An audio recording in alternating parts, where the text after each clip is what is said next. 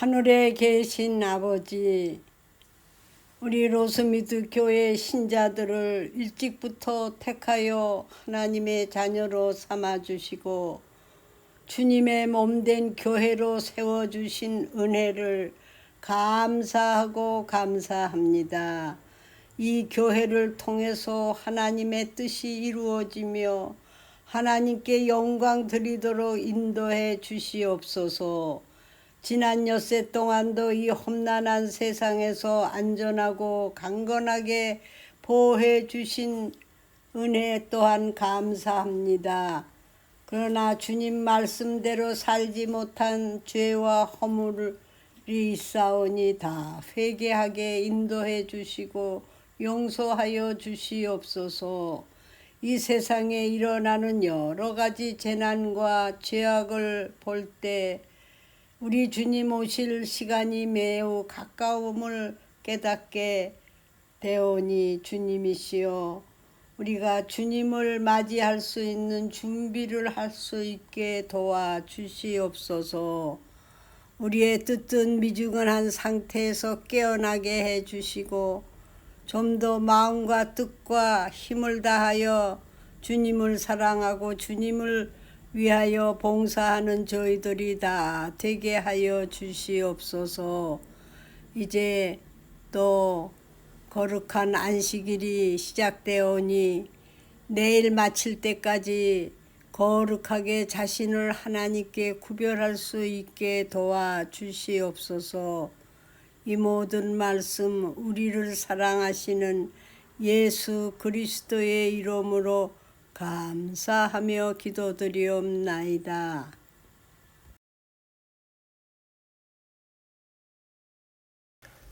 그러므로 깨어있으라. 어느 날에 너희 주가 임할는지 너희가 알지 못함이니라. 너희도 아는 바니 만일 집 주인이 도적이 어느 경점에 올 줄을 알았다면 깨어있어 그 집을 뚫지 못하게 하였으리라. 이러므로 너희도 예비하고 있으라. 생각지 않은 때에 인자가 오리라. 성도 여러분 안녕하세요. 앤드류스 한인교회를 섬기고 있는 서상규입니다.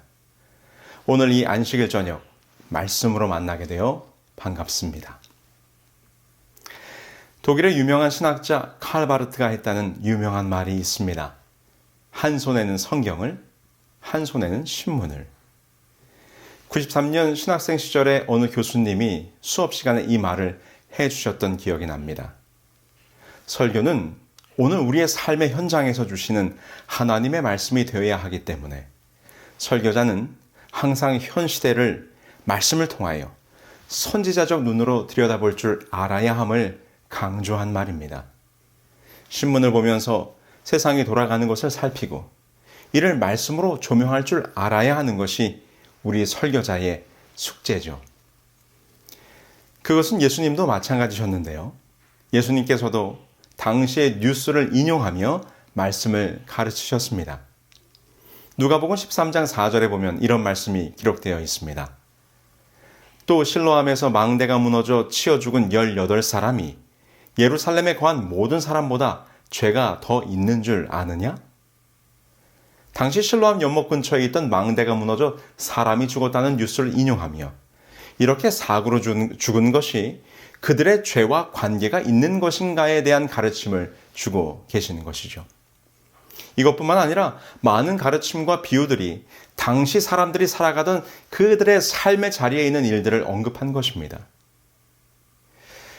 특별히 재림성도로서 이 마지막 시대를 살아가는 우리는 이 세상 돌아가는 이야기를 더 신중히 깊이 있게 살펴보고 말씀으로 적용해보는 노력을 해야 할 것입니다.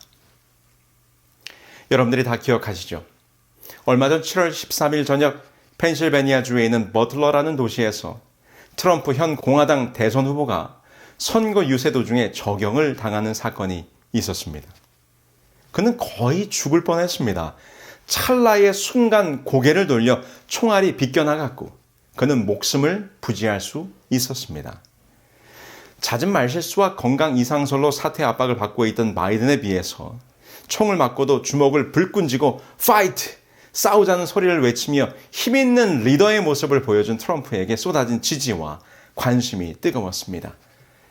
이 총격 사건으로 이번 대선에서 트럼프가 확실히 승기를 굳히는 것이 아닌가 사람들이 생각했습니다. 여러분, 이런 일들이 일어나는 모습을 보면서 여러분들은 무슨 생각을 하고 계신가요?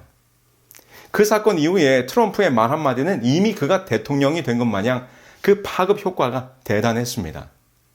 우리가 왜 대만을 지켜줍니까? 대만은 우리로부터 반도체를 다 빼앗아갔습니다. 그 한마디에 이 반도체 관련 주식들이 급락하고 연준을 향해서 대선 이전에는 금리 인하는 하지 말라고 견제구를 날리는 이야기들을 보면서 트럼프가 당선이 되면 경제가 어떻게 될까를 고민하고 계신가요? 아니면 이민법과 관련하여 트럼프가 되면 이민자로서 살아가는 우리들에게 어떠한 영향이 있을까를 염려하고 계신가요? 당연히 우리가 지금 미국 땅에서 살아가고 있으니까요. 그러한 일들을 염려하고 걱정하는 것은 당연한 것이겠죠. 그런데 여러분, 그런 것 말고요. 재림 성도로서, 특별히 마지막 시대를 살아가고 있는 남은 자손으로서 이러한 사건들을 어떻게 봐야 하는가 하는 것입니다. 어머, 그런 일이 있었대 하고 그냥 아무 생각 없이 넘어가면 안 되죠. 우리는 이 마지막 시대의 남은 자손으로서 시대의 징조를 살피고 깊이 고민해야 합니다. 사실 이 미국이라는 나라는 계시록에 예언된 세력이고 특별히 마지막 때에 죽게 되었던 상처가 나오면서 이 세상 역사에 다시 주목받으며 등장하는 열불 있는 짐승, 이 가톨릭을 향하여 우상을 세우는 일을 할 매우 중요한 예언적 국가이기 때문에 우리 재림교인들은 항상 관심을 갖고 미국을 보아왔습니다. 내가 봄에 또 다른 짐승이 땅에서 올라오니 새끼양같이 두 뿔이 있고 용처럼 말하더라. 저거 먼저 나온 짐승의 모든 권세를 그 앞에서 행하고 땅과 땅에 거하는 자들로 처음 짐승에게 경배하게 하니 곧 죽게 되었던 상처가 나은 자니라. 이 구교의 핍박을 피하여 신대륙의 종교 자유의 기치를 세우며 등장한 어린 양 같은 미국이 다시 가톨릭과 연합하게 될 것인가가 늘 관심의 주제였습니다. 이 미국과 교황권의 동맹이 어떻게 이루어질 것인가? 대표적으로 그동안 수많은 계시록 연구에서 언급된 사건이 바로 이 레이건 대통령과 요한 바오로 2세의 만남과 그 만남이 이루어지게 된 두 사람의 암살 시도 사건이었죠. 1982년 바티칸에서 이 미국 대통령 레이건과 교황 요한 바오로 2세가 만났습니다. 이 두 사람의 만남은 비밀리에 성사되었고 10년 이상 그 비밀이 유지되었었습니다. 그러다가 1992년 2월 24일자 타임 잡지에서 두 사람이 만났던 기사가 상세하게 보도되었고 이 표지 제목은 거룩한 동맹, Holy Alliance였습니다. 그 기사의 내용을 보면 교황은 1981년 총격을 당했고 6주 후에 레이건도 총격을 당했는데 이것이 이 두 사람이 만나게 되는 중요한 계기가 되었다는 것입니다. 레이건과 요한 바오로 2세는 그들의 첫 번 만남에서 좀 특별한 이야기를 나누었다. 1981년 6주의 간격을 두고 발생한 암살 음모에서 살아났다는 이야기였다. 그리고 둘 다 하나님께서 그 두 사람을 통해서 이루시고자 하는 어떤 특별한 사명이 있기 때문에 구원해 주셨다고 믿었다. 그리고 그들은 그렇게 살아난 것을 기적적인 사실로 받아들였다. 그런데 충격적인 것은요, 교황 요한 바오로 2세의 저격 사건은 조작된 것이었다는 거죠. 조선일보 1994년 8월 8일자에는 다음과 같은 기사가 실렸습니다. 지난 81년 교황 요한 바오로 2세 저격 사건은 교황청 고위 인사들이 지시한 것이며 교황청 관리들이 범인인 아그차에게 총을 쏘되 죽이지는 말도록 지시했음이 밝혀졌다.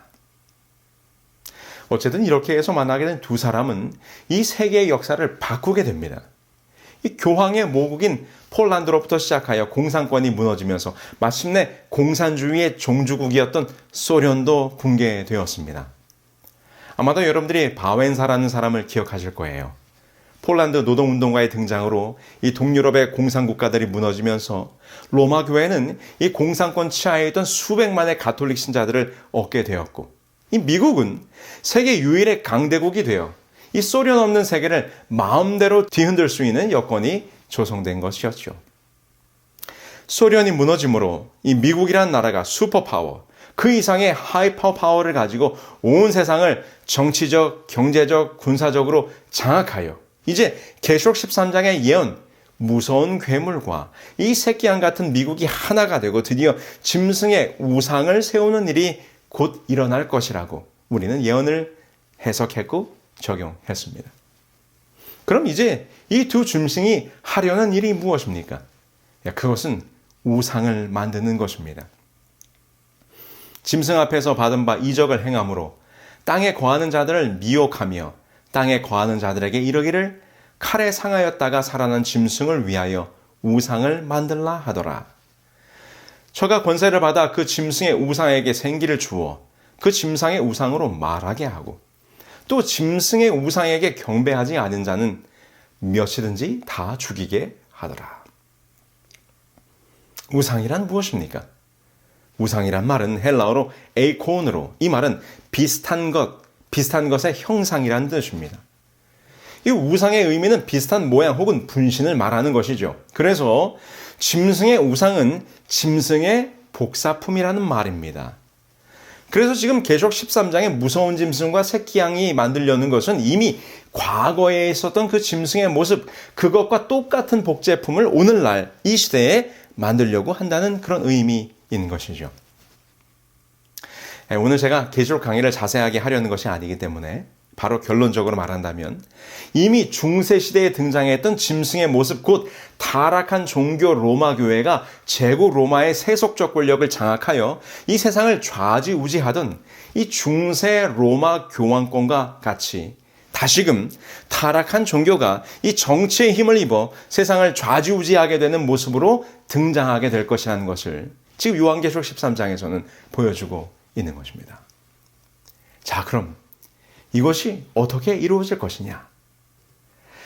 그래서 미국 내 기독교 보수 세력들이 대선 때마다 누구를 지지하느냐에 우리는 관심을 가졌었죠. 그동안 계시록 13장 예언 강의에서 많이 들어보셨던 이 Moral Majority라고 하는 이 보수 기독교 단체를 아실 것입니다. 1979년에 설립된 정치단체인데요. 이 Moral Majority를 창설한 제리 폴 웨이는 레이건 당선에 아주 중요한 역할을 했었습니다. 그리고 1989년에 비록 해체되었지만 그 뒤를 이어서 크리스천 콜레이션과 같은 보수 기독교 정치단체들이 여전히 같은 목표와 목적을 가지고 활동하고 있습니다. 그럼 이들이 하려는 일이 무엇입니까? 그렇습니다. 기독교적 가치와 정신이 반영된 정책들을 법제화하려는 노력을 하는 것입니다. 크리스천 콜리션도 조지 부시 대통령을 강력하게 지지했었죠. 이 제리 폴 웰은 말하기를 미국이 도덕적으로 타락했기 때문에 하나님이 미국을 보호하던 손을 거두었다. 그래서 이 타락해가는 세상을 바로잡기 위해 기독교의 가치를 담은 정책을 법률화하여 강제적으로라도 이 세상의 타락을 막아야 한다는 논리를 펴는 것이고 그들의 목적을 수용하는 사람을 대선에서 그들이 지지하는 것입니다. 이런 내용들은 지금 현재 지금의 대선에서도 쉽게 찾아볼 수 있어요. 지난 2월 20일자 폴리티코라는 신문에 나온 기사인데요. 제목이 이렇습니다. Trump lies prepare to infuse Christian nationalism in second administration. 이 트럼프의 동맹, 이 제2기 행정부에서 기독교적 민족주의 주입을 준비하고 있다. 여러분, 지금 사진 속의 사람은 러셀 모트라는 사람으로 지난 트럼프 행정부에서 관리 예산국장을 했던 사람입니다. 현재는 트럼프 진영의 주요 보수적 싱크탱크인 Center for Renewing America의 회장이에요. 근데 여러분, 이 기사를 읽어보시면 이 트럼프 진영이 아주 광범위하게 보수 기독교적 정책을 펼치도록 하기 위해서 노력하고 있음이 상세하게 설명되어 있어요. 이 기사의 내용 중에 한 가지만 예를 들어보죠. 일부 주에서는 이미 법률에 성경적 원칙을 주입하려는 노력이 진행 중입니다.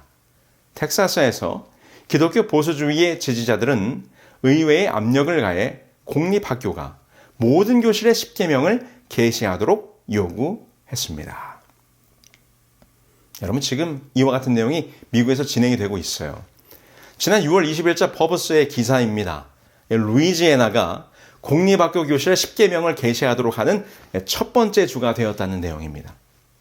이 법률에 보면 유치원부터 대학교까지 모든 교실과 강의실에 뚜렷하고도 분명한 글씨로 10계명을 기록한 포스터를 걸어두라고 명령하고 있습니다. 여러분, 세상이 타락해가고 있으니 우리 자녀들을 교육하기 위해 하나님의 10계명을 모든 교실에 걸어두도록 하자. 여러분, 이거 좋은 겁니까? 나쁜 겁니까? 네, 당연히 기독교적 신앙을 하고 있는 우리들의 입장에서 볼 때는 좋은 일이죠. 그런데 여러분, 사단은 참 교묘합니다. 사단이 하는 일이 그렇게 만만하지가 않아요. 여러분, 우리는 바리새인들이라고 하면 그들을 비웃죠. 율법주의자들, 겉과 속이 다른 회칠한 무덤 같은 위선자들이라고요. 그러나 왜 바리새인들 같은 사람들이 나왔는지 아십니까? 남방유다가 멸망하고 70년 세월 바벨론에서 포로 생활을 하고 돌아왔는데 그들이 하나님의 선택된 백성인데도 불구하고 왜 멸망하고 포로가 되었을까? 가만히 그들의 삶을 되돌아보니 구약의 선지자들이 계속해서 경고한 것처럼 하나님의 율법을 지키지 않았기 때문임을 그들이 절실하게 깨닫게 됩니다. 그래서 그들이 더욱 열심히 정확히 분명히 하나님의 율법을 지키기 위해 노력한 것입니다. 여러분, 느헤미야 10장에 보면 그들이 하나님의 율법을 고지고대로 지키기로 맹세하는 장면이 나오지 않습니까? 여러분, 그래서 결론적으로는 바리새인들과 같은 사람들이 나온 거예요. 여러분, 하나님의 율법에 철저하고자 하는 그들의 동기와 의도가 나쁜 것입니까? 아니요. 그렇지 않습니다. 그런데 그것이 변질된 것이죠. 인간의 노력으로 자신의 공로로 의의를 쌓으려고 하는 신앙으로 변질되어 버리는 것입니다. 여러분, 공립학교에 10계명을 걸어두게 하는 것이 나쁜 것입니까? 아니요. 그렇지 않습니다. 그러나 이렇게 신앙과 믿음을 법으로 강제한다고 하는 것이 얼마나 위험한 일인가를 우리는 알아야 하는 것이죠. 좋아 보이는 것 그 속에 사단의 교묘함이 숨어 있는 것입니다. 그냥 보기에는 동성연애를 금지하고 낙태를 금지하고 10계명을 계시하게 하고 공립학교 수업 시간에 기도하게 하는 내용들을 보면 기독교인 입장에서 참 좋은 일이라고 생각할 수도 있지만 이것이 종교와 정치가 결탁하여 종교적 법률을 강제하게 하는 짐승의 우상의 모습이라는 것을 우리는 분명히 깨닫고 알고 있어야 하는 것입니다. 여러분, 결국에 이것이 무엇으로 연결됩니까? 그렇죠. 일요일 휴업령. 일요일을 강제로 휴무하게 하고 일요일을 가정의 날, 예배의 날로 법률을 정하게 하려는 것입니다. 지난 6월에 한국에서 일요일 강제 휴무법을 추진하겠다는 내용이 발표되면서 우리 재림교인들의 카톡으로 이 소식이 빠르게 전파되었던 일이 있었습니다. 자, 이런 일을 보니까 짐승의 우상을 세우는 일에 적극적인 공화당을 지지하면 안 되는 것 아닌가, 이렇게 생각해야 할까요? 그럼 민주당을 지지해야 할까요? 여러분, 테슬라의 일론 머스크 잘 아시죠? 일론 머스크 테슬라 최고 경영자가 소셜미디어 X와 우주개발기업 스페이스X의 본사를 캘리포니아에서 텍사스로 옮기겠다고 하는 내용을 발표했어요. 물론 스페이스X의 본사를 텍사스로 옮기는 이유는 당연히 세금이나 비용 절감이나 이 우주 산업에 대한 규제 등등의 주된 이유가 있겠습니다만, 그걸 발표할 때 이 언론들이 흥미롭게 다룬 것은 이것이었어요. 지난 7월 15일 게빈 뉴섬 캘리포니아 주지사가 서명한 바로 이 성소수자 학생보호법 AB 1955 때문이라는 것입니다. 여러분들도 캘리포니아가 공립학교에서 이 성소수자 성정체성에 대해서 어떤 법들을 만들어 왔는지를 알 것입니다. 초등학생 아이들을 학교에서 상담을 해서 성전환을 할 수 있도록 하고 이것을 부모들이 관여하지 못하게 하는 일들을 해왔죠. 이번에 시행되는 AB 1955 법은 성정체성 알림 금지법으로 학교에서 아이들을 상담하고 그 아이들의 성정체성에 대해서 학부모에게도 통보하지 못하도록 하는 내용을 골자로 하고 있어요. 이게 무슨 말인가 하면 초등학교 어린 학생들이 학교에서 상담을 받고 자신이 남성의 몸이지만 여성의 정체성을 가지고 있는 것 같다고 판명이 되면 부모의 동의 없이도 성전환을 할 수 있고요. 또 이러한 정체성의 혼란에 대해서 본인의 동의 없이는 아예 부모에게조차도 알리지 못하도록 하는 규제입니다. 법의 취지는 성소수자를 보호하기 위한 것이라고 하지만 이 법안은 지금 상당한 파장을 캘리포니아에서 일으키고 있어요. This is the final straw.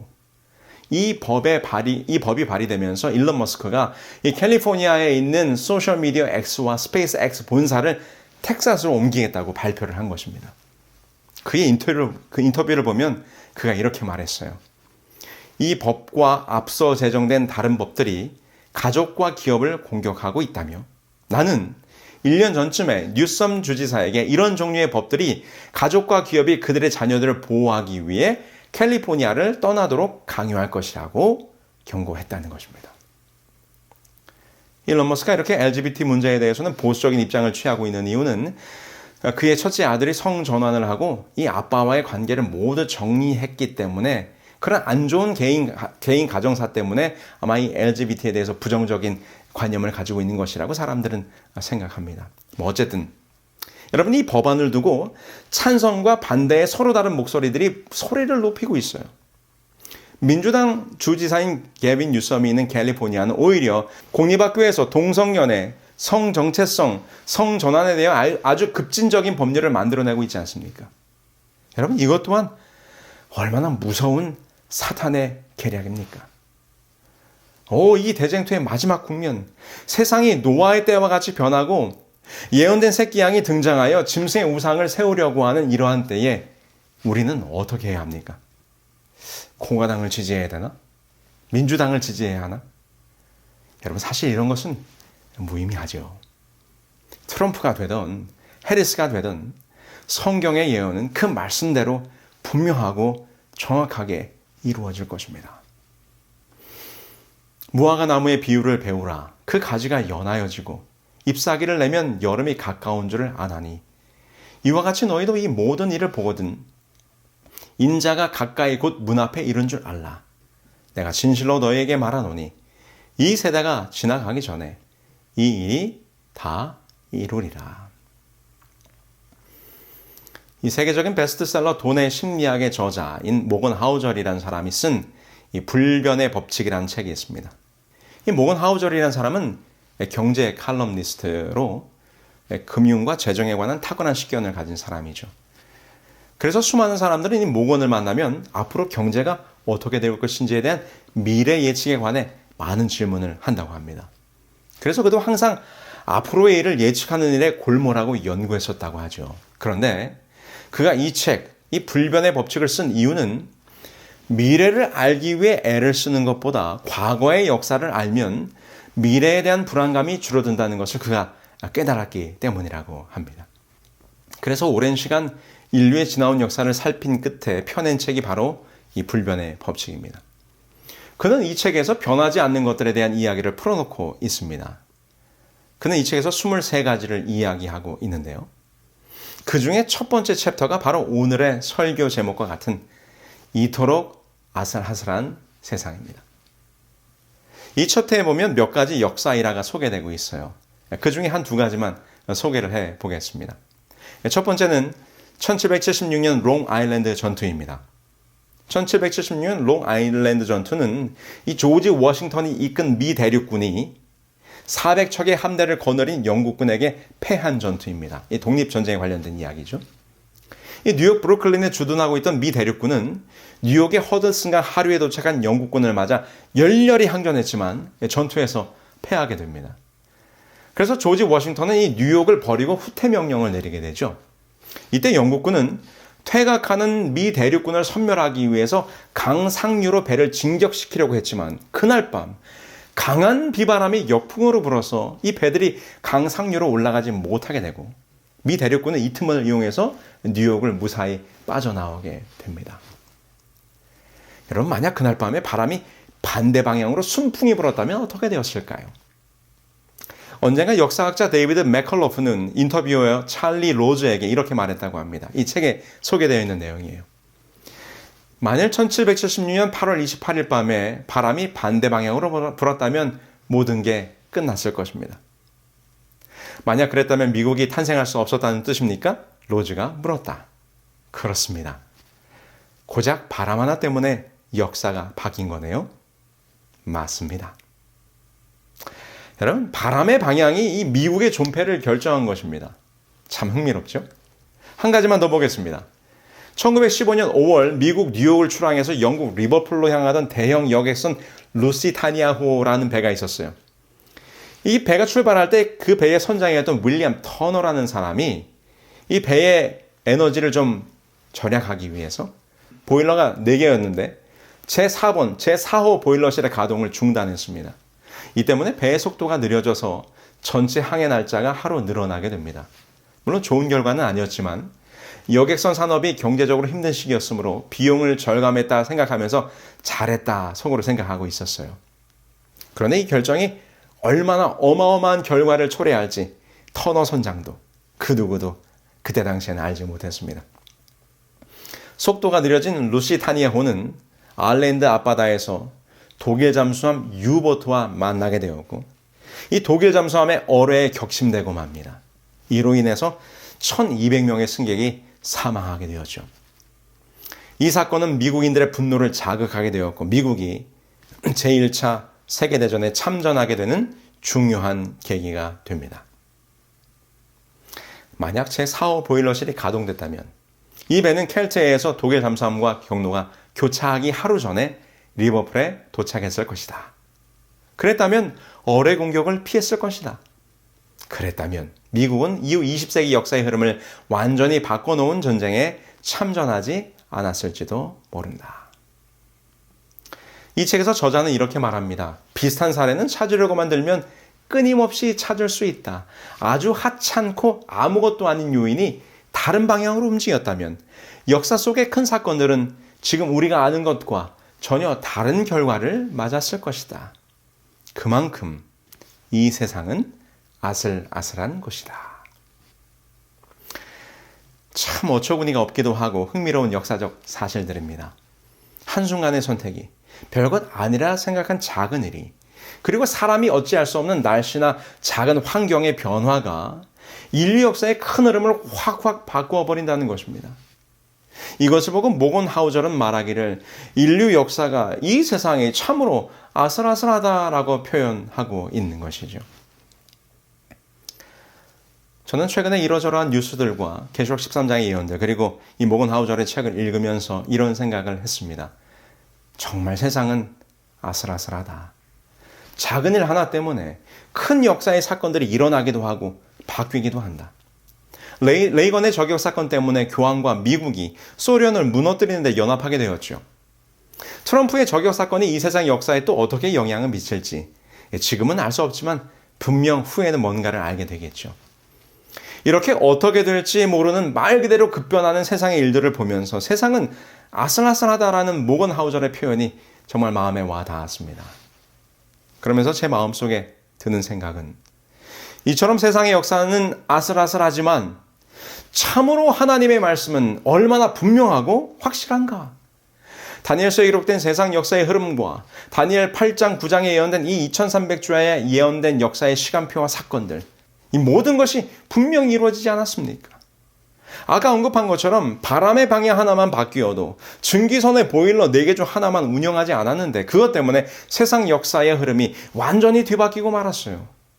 그런데 우리는 감히 예측할 수 없는 수많은 변수와 변화들이 있는 이 세상 역사에 대하여 성경은 정확히 때와 사건을 예언하고 그것이 성취되어졌음을 우리가 확인하지 않았습니까? 여러분, 이 얼마나 놀라운 일입니까? 예수님의 말씀을 다시 한번 더 읽어보십시다. 무화과 나무의 비유를 배우라. 그 가지가 연하여지고 잎사귀를 내면 여름이 가까운 줄을 아나니 이와 같이 너희도 이 모든 일을 보거든 인자가 가까이 곧 문 앞에 이른 줄 알라. 내가 진실로 너희에게 말하노니 이 세대가 지나가기 전에 이 일이 다 이루리라. 성도 여러분, 세상의 역사는 아슬아슬합니다. 세상이 어떻게 돌아갈지 아무도 모릅니다. 감히 예측하거나 예단할 수 없는 복잡하고 혼란한 시대에 지금 우리가 살고 있습니다. 이러한 때에 우리는 재림성도로서 어떻게 살아야 합니까? 세상의 소식들을 들으면서 우리는 무엇을 보아야 합니까? 오늘 주님께서 주신 이 말씀이 이 시대를 살아가는 우리에게 주시는 말씀임을 기억하시게 되길 바랍니다. 그러므로 깨어있으라. 어느 날에 너희 주가 임할는지 너희가 알지 못함이니라. 너희도 아는 바니 만일 집주인이 도적이 어느 경점에 올 줄을 알았다면 깨어있어 그 집을 뚫지 못하게 하였으리라. 이러므로 너희도 예비하고 있으라. 생각지 않은 때에 인자가 오리라. 깨어있으라. 깨어있으라 말씀하십니다. 도둑이 어느 경점에 올 줄을 미리 아는 사람은 두렵거나 겁나지 않습니다. 그리고 그것을 예비할 수 있는 것입니다. 그래서 우리는 더더욱 이 시대에 말씀으로 깨어있어야 합니다. 사도 요한은 요한계시록의 증언을 우리에게 주면서 예수님의 말씀을 받아 이렇게 우리들에게 말씀하셨습니다. 이 예언의 말씀을 읽는 자와 듣는 자들과 그 가운데 기록한 것을 지키는 자들이 복이 있나니 때가 가까움이라. 말씀을 읽는 자, 듣는 자, 그것을 지키는 자들은 복을 누리게 될 것입니다. 성도 여러분, 때가 가까울수록 우리는 더욱 말씀으로 깨어 있어야 할 것입니다. 이토록 아슬아슬한 세상에서 분명하고도 확실한 예언의 말씀으로 깨어 준비하시는 우리 모두가 되기를 간절히 소망하면서 오늘 말씀을 마치겠습니다. 하늘에 계시는 저희들의 아버지 하나님, 오늘날 이 마지막 때에 세상에 돌아가는 여러 소식들을 듣게 되면서 정말 주님의 마지막 재림의 때가 가까움을 우리는 깨닫게 됩니다. 오늘 우리가 함께 나눈 말씀처럼 이 불안하고 아슬아슬한 세상에서 우리의 믿음을 결코 변하지 않으며 반석 같은 예수 그리스도의 말씀의 기초 위에 놓을 수 있도록 도와주시며 더욱 이 마지막 시대의 예언의 기별을 살펴 주님의 재림을 준비하고 그 재림의 소식을 땅끝까지 전하는 믿음의 백성들로 살아갈 수 있도록 축복하여 주시옵기를 우리 주 예수 그리스도의 이름으로 기도합니다. 아멘.